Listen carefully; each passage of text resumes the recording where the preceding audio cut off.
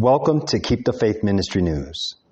Delegates at the United Nations General Assembly are finalizing negotiations on a resolution that would require all UN agencies to declare abortion a human right, reportedly due to pressure from the European Union and the Biden administration. The resolution contains language about abortion that has reportedly been rejected in other resolutions over the past decade. As the Center for Family and Human Rights, CFAM, earlier reported, it's being considered for adoption by the end of the month. According to CFAM, the resolution declares that governments should secure, quote, access to safe abortion as a matter of policy and ensure the promotion and protection of the human rights of all women and their sexual and reproductive health.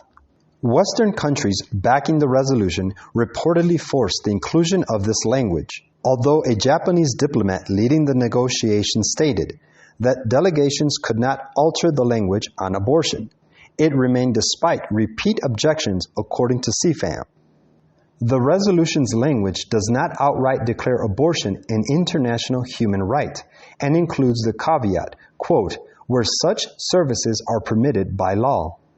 Quote, the European Union and the U.S. government are trying to undermine the long-standing consensus of the General Assembly that abortion is an issue that should be decided at the national level without external interference from the United Nations.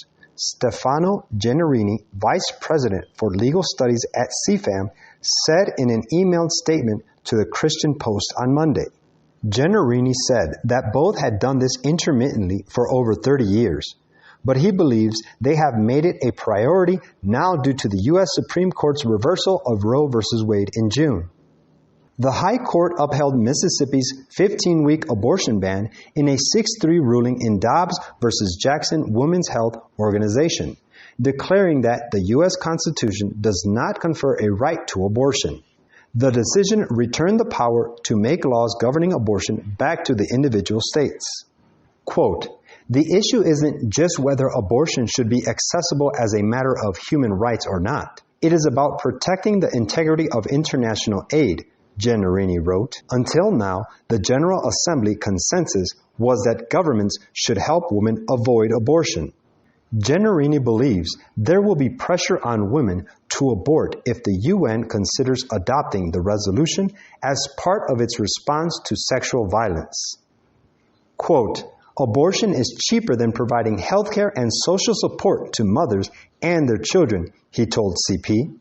There is an inherent tension here. No woman should ever feel pressured to abort by governments or international agencies. Delegates noted that the EU appeared to be rather aggressive in its negotiations, which is not standard protocol, according to CFAM. The main sponsors of a resolution typically facilitate negotiations and they do not negotiate it themselves. Another apparent break from tradition is the term safe abortion, which appears in the resolution as UN member states have not widely accepted the phrase.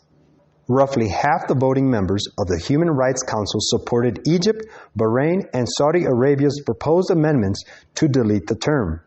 Currently, those countries ban or impose restrictions on abortion. In Egypt, abortion is prohibited under Articles 260 to 264 of its July 1937 Penal Code. However, the country makes exceptions in cases where the mother's health or life is in danger. According to the Center for Reproductive Rights, an abortion advocacy group, Saudi Arabia permits abortion if the mother's mental or physical health is at risk. As the World Health Organization reported in May 2017, abortions in Bahrain can only be committed after authorization from a health professional and in an authorized facility. The country also permits sanctions on the woman seeking an abortion, the abortionist, and an individual that assists with the abortion.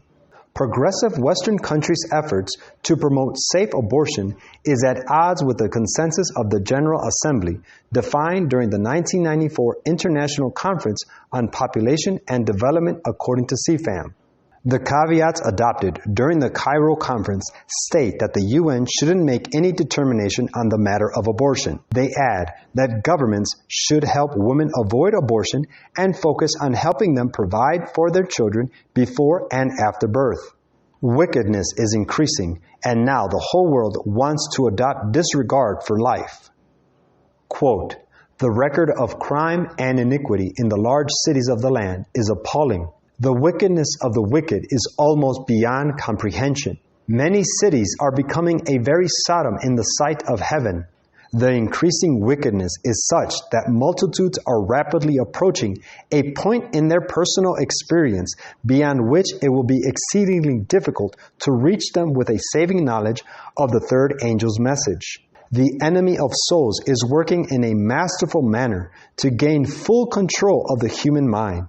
And what God's servants do to warn and prepare men for the day of judgment must be done quickly."